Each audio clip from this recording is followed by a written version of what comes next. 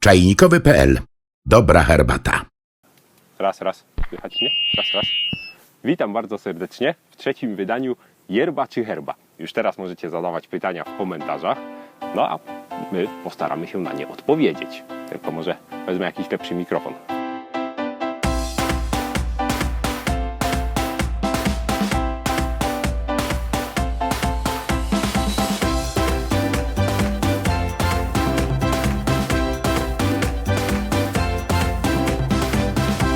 Czy myślałeś kiedyś o zrobieniu ciasta i tym podobnych z yerbą, może z Chimarrão? Bardzo dobre pytanie, a to dlatego, że już to zrobiliśmy. Zrobiliśmy to i przepis jest właściwie bardzo podobny do greenie, który możecie znaleźć. Generalnie taka wersja brownie, tylko że z matchą, a tutaj matcha była zastąpiona właśnie Chimarrão po przesianiu najpierw przez sitko, bo w Chimarrão też są duże badyle, no i to się do ciasta nie nadaje, ale przesiane to już jest taka fajna mączka. Zachęcam, wychodzi naprawdę świetnie, tylko pamiętajcie, żeby dać więcej yerby niż dajecie matchy, bo ona jednak troszeczkę jest mniej wyrazista w smaku. Należy dać więcej, wtedy smak jest super. Zaglądajcie u nas na stronie, chyba był nawet na to przepis. Na pewno był też na takie wesołe, białe czekoladki otoczone yerba mate. To też właśnie z Chimarrão powinno Wam wyjść. Niewiele znalazłem sposobów na użycie kulinarne yerby, ale sami eksperymentujemy i da się i wychodzi naprawdę fajnie, także polecam. Ostatnio zauważyłem, że moje herbaty często smakują tak, jak nie powinny, mimo że stosuję w nich sprawdzone przez siebie patenty zaparzania. Czy to może być wina starego metalowego czajnika, może wody z kranu? Czego sam używasz do zaparzania?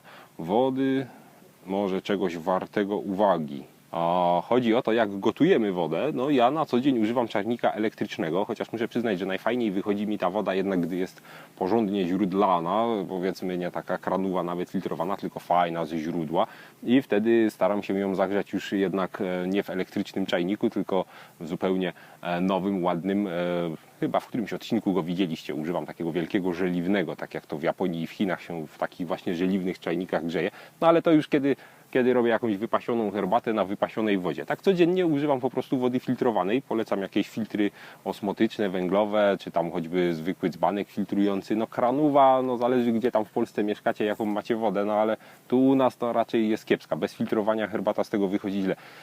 Stary czajnik, no jeśli nie jest zardzewiały, to ja myślę, że nie ma wielkiego wpływu na to. No, warto odkamienić czajniki, żeby tam, prawda, nie było jakichś korzuszków i pływających kamyczków, ale tak to, no nie wiem. Czy to prawda, że yerba mate nie powinno się zalewać ostudzoną po zagotowaniu wodą? Podobno matę zalana wodą przegotowaną to popłuczyny, gdyż wielu ziół nie powinno się zalewać wodą po przegotowaniu, lecz taką, która nie zostaje doprowadzona do wrzenia. Tak i nie, generalnie popłuczyny, no nie, chodzi o to, że tutaj się zbliżamy znowu do tematyki chińskiego sposobu parzenia herbaty wodą, która nie była właśnie zagotowana, a jedynie dogrzana do pewnego poziomu temperatury. No tutaj musicie zwrócić uwagę na to, jaką macie wodę. Jeśli jest to woda pewna, no to rzeczywiście nie musicie jej przygotować, ale jeśli jest to jakaś woda, która no lepiej by była przygotowana, bezpieczniejsza, no to nie ma problemu. Wszystko się zaparzy tak samo. No na pewno nie są to popłuczyny, to są subtelne różnice. Lepiej się parzy woda nieprzygotowana, ponieważ zawiera więcej tlenu. Kiedy woda bulgocze, gotuje się, ble, traci tlen. Przez co no, źle to wpływa na parzenie. Ten tlen w wodzie jest potrzebny, lepiej działa na liście, lepiej się zaparza to wszystko. Możecie sprawdzić, ale no, kiedy na przykład zrobicie sobie eksperyment w 2 kubeczkach, zaparzycie sobie tą samą herbatę, jedną właśnie wodą dogrzaną, a drugą przegrzaną i wystudzoną, no nie zauważycie aż tak wielkiej różnicy. Są to naprawdę niuanse. Rzeczywiście lepiej jest używać wody nieprzegotowanej, która ma sporo tego tlenu, ale w przypadku yerby, to, czy tam ziół, nie sądzę, żeby to był aż taki wyczuwalny problem. Na jak długo starcza Ci 20-gramowe opakowanie herbaty matcha? No to oczywiście zależy, ile tego pije i jak to pije, bo no jeśli na przykład chcemy zrobić ciasto, no to wiadomo, szybciej schodzi, ale ja lubię spienioną, prawda, czasenem, tak tradycyjnie zaparzona, to jest 120-150 ml wody, no to 2 gramy to już jest taka mocna, także tak gram, nawet pół, jeśli wolę słabszą, no 2 gramy, no myślę, że już maksymalnie, no to tak na 10-20 porcji, ale ja najczęściej te matche jednak piję tak jak kiedyś pokazywaliśmy Wam shake na mleczku spieniony, bo ja bardzo lubię mleko, Tutaj akurat ta macza może być trochę tańsza, nie musi być ta najlepsza. Dobrze się nadaje do takich kulinarnych rozwiązań. No wtedy sypie się jednak odrobinkę więcej i robi się takiego przyjemnego szejka. Można sobie to w ogóle zblendować z różnymi rzeczami. Już podawaliśmy Wam też przepisy na przykład na jakieś inne takie szejki, smoothie z maczą. Pamiętacie, było też z ananasem i z maczą taki fajny przepis. W ten sposób no szybciej to jednak schodzi, ale no, na jak długo? No jakbym to pił codziennie, no to tak myślę, że tak ze 2 tygodnie maksymalnie. Czy można yerbę zalać najpierw kilka razy ciepłą wodą, a potem zimną, robiąc tererę?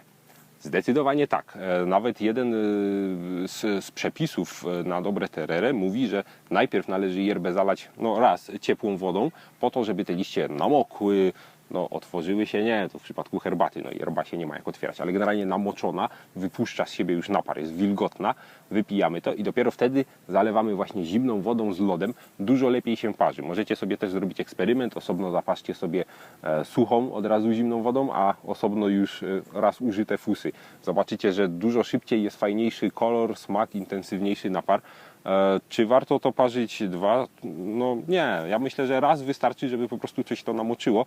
Potem ona już się osłabia. Pamiętajcie, że zaparzenie zimną wodą wyciąga mniej rzeczy z liści, więc jeśli już 2 razy czy 3 wypijemy ją na ciepło, no to w tych fusach już będzie tak mało, że jak zimna woda wyciągnie z tego jeszcze tylko część, no to już będzie naprawdę cienkawe.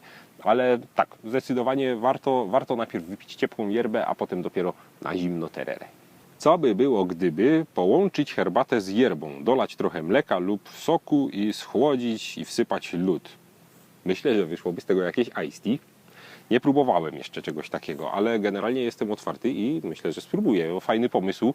Generalnie już parę razy spotkałem się z ideą łączenia różnych rzeczy. Na przykład mam znajomego, który bardzo lubi mieszać gunpowdera zielonego z puerem na przykład i tak sobie to zaparza. Bardzo mu pasuje ten smak. No, ja skosztowałem. Takie, fajne, ale żeby się zakochać, on uwielbia. Więc w sumie iced tea, herbata z yerbą naraz. Tylko mleko, zależy jaka to herbata, ale czemu by nie? Chociaż sok bardziej bym widział. Na zimno. Czy to prawda, że naczynia z Palo Santo nie są zbyt trwałe i w krajach Ameryki Południowej wymienia się je raz na kilka miesięcy? Jaka faktycznie trwałość ma takie naczynie? To zależy, ile się pije, i jak się o nie dba, bo pamiętajcie, że jest to wciąż drewno, które ma manię się rozsychać, pękać. Oczywiście Palo Santo jest na to dość odporne. Również trudno doprowadzić do spleśnienia tego drewna, bo ono samo w sobie ma te właściwości bakteriobójcze, przeciwgrzybiczne. Raczej pleśnią nam to nie porośnie. Wiadomo, jak się uprzemy, to damy radę, ale tak to raczej jest w miarę bezpieczne. Pamiętać trzeba, żeby troszeczkę zawsze tam natłuścić co jakiś czas, jakimś tam nie masłem, bo to niektórzy polecają, a oliwa, w moim przypadku olej lniany, bardzo dobrze się sprawdza i tak nie zmienia też smaku. Przepłukujemy potem ciepłą wodą, żeby się pozbyć nadmiaru. I trzyma się. Jak często się zmienia? Ja muszę przyznać, że moje Matero to ja już mam ze 2 lata. Jak nic i używam ciągle, znaczy może nie też tak codziennie i regularnie, ale jest w użyciu, nic się z nim złego nie dzieje. Jeśli ktoś tam powiedzmy w tych krajach Ameryki Południowej pije dużo tej yerby codziennie, jakby dużej ilości, to jakoś się to kiedyś tam zużyje, ale nigdy nie słyszałem, żeby było jakiś, tak jak szczoteczka do zębów, wymieniać regularnie, bo zaszkodzi, bo będzie niedobre, bo się zepsuje. Krótko mówiąc, póki się nie rozleci, pijmy. Mam pytanie na temat puera. Czy najlepsze jest pierwsze parzenie, czy może jednak drugie jest bardziej wartościowe? I czy jeżeli posłodzę puera miodem, to nie straci on właściwości? Straci. Generalnie puera się nie słodzi. Te jego właściwości wymagają tego, żeby to nie był posłodzony napar. Miód to na pewno mniej skutecznie obniży właściwości puera niż cukier, ale jednak w miodzie jest też cukier, więc nie polecam, ale dla smaku, czemu nie? Które parzenie? Generalnie to pierwsze parzenie jest najbardziej takie skuteczne, najwięcej ma tych właściwości, najwięcej substancji zawiera, ale warto jest jednak herbaty chińskie budzić. Tutaj kiedy zrobimy budzenie herbaty, czyli najpierw zaparzymy, wylejemy i dopiero zaparzymy pierwsze parzenie, to wtedy możemy liczyć je jako pierwsze. Herbata będzie opłukana, taka zdezynfekowana nawet nieco, otworzy się, rozsypie, zależy czego używamy. Napar będzie fajniejszy, ale generalnie jeśli mielibyśmy regularnym czasem zaparzyć puera, a potem dopiero drugi raz zaparzyć, to już będzie to uboższy napar. Witam, mam pytanie konkretnie o yerba mate Taragui Energia. Ponoć jest to jedna z najmocniejszych yerba mate, ale chciałbym dowiedzieć się o niej czegoś więcej. Z góry dziękuję. PS, czy mógłbyś polecić jakieś sklepy internetowe lub stacjonarne z yerba mate i akcesoriami? Taragui, no generalnie jest to mocna yerba rzeczywiście, fajna. Tutaj w smaku jest raczej łagodna. Ja ją no, czasem lubię, ale muszę przyznać, że ja wolę yerby czyste, despalady. Jeśli szukam dużo kofeiny, wybieram właśnie despaladę mocniejszą. Tutaj jest dodatek właśnie guarany, która też no, zawiera kofeinę, więc dodatkowo pobudza.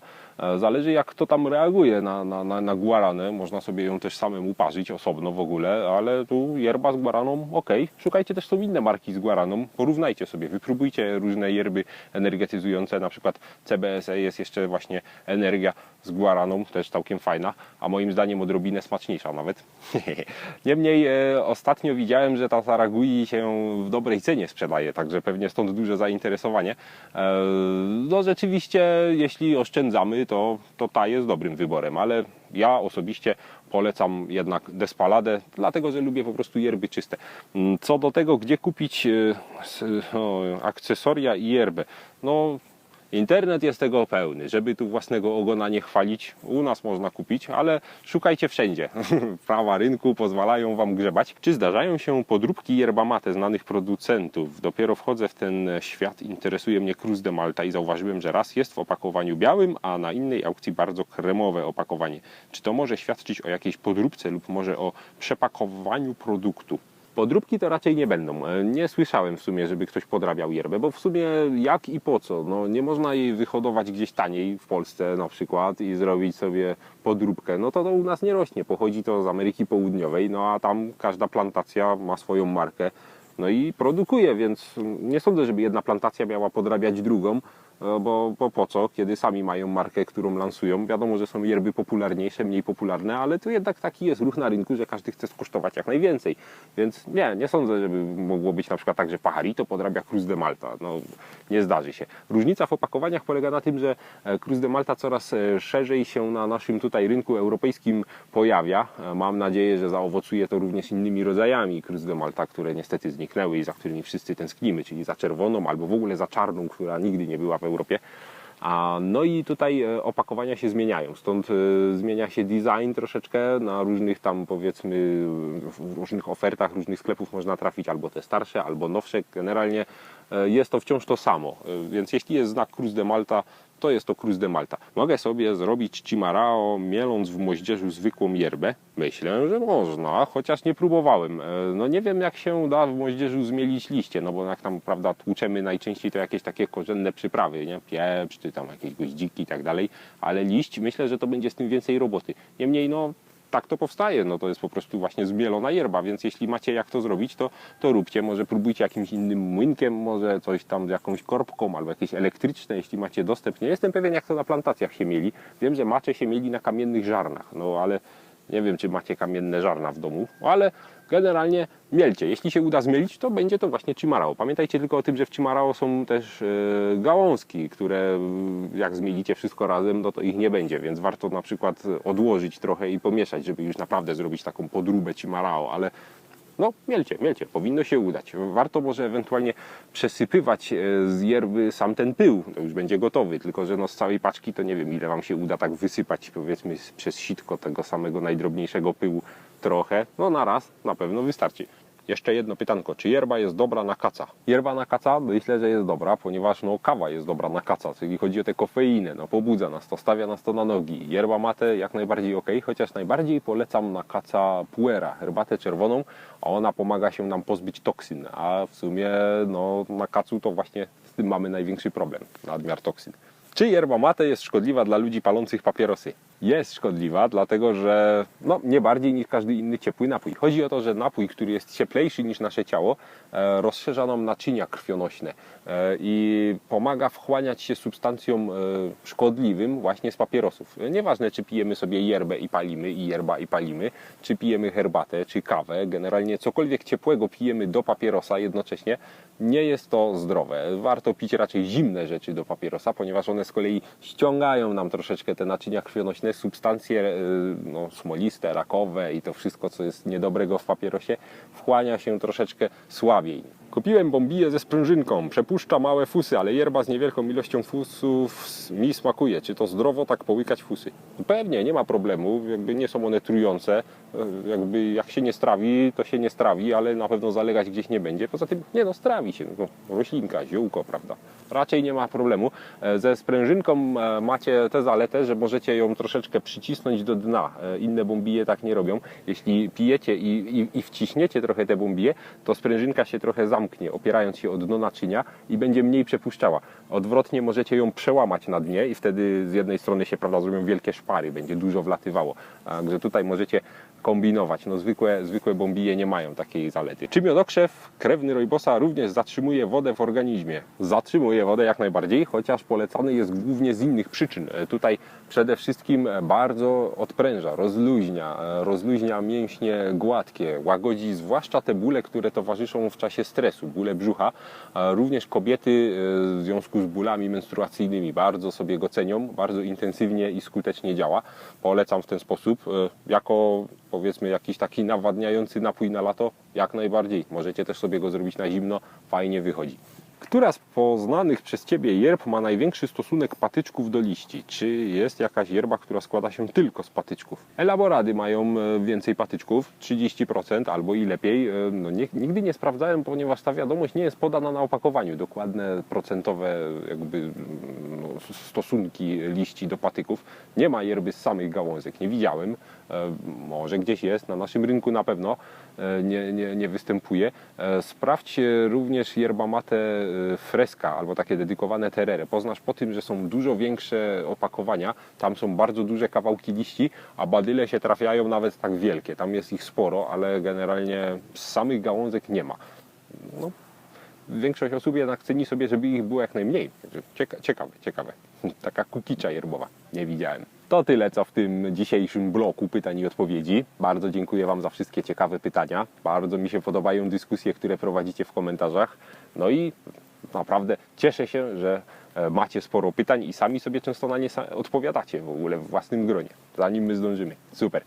Polecam na przyszłość kolejne pytania zadawać w komentarzach. Będziemy wciąż wybierać. No i zaglądajcie na naszą stronę czajnikowy.pl. Do zobaczenia następnym razem.